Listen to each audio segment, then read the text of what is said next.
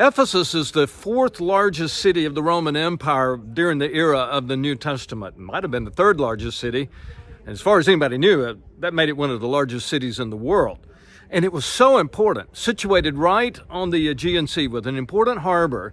Ephesus was a gateway city to both the land of Asia and the sea.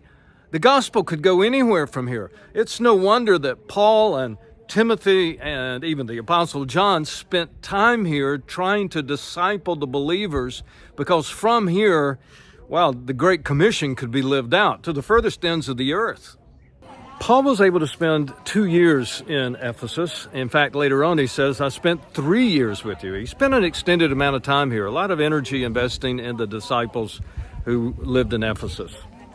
Later on, Luke writes about that missionary journey, and he says that the gospel reached the entire world, the entire Asian world. That pretty much means all of Turkey from this location.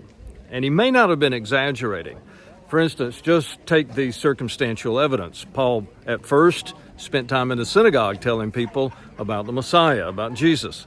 They kicked him out of the synagogue. No surprise there. That's what usually happened. Then Paul went into the public square and began to teach.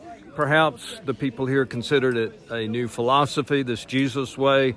But also some miracles were happening. The Holy Spirit was doing amazing things in this city, and people heard about it. People came to Ephesus not just to see the amazing sights that were here, but also to see Paul, to be touched by Paul, to be touched even by his handkerchiefs. I mean, there were a lot of miracles happening here.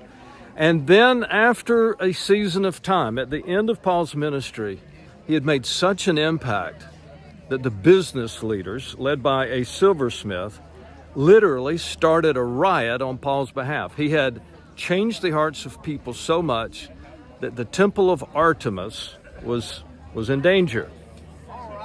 Well, you know what? That silversmith was right. If you come to Ephesus today and look for that great temple of Artemis, you won't find it.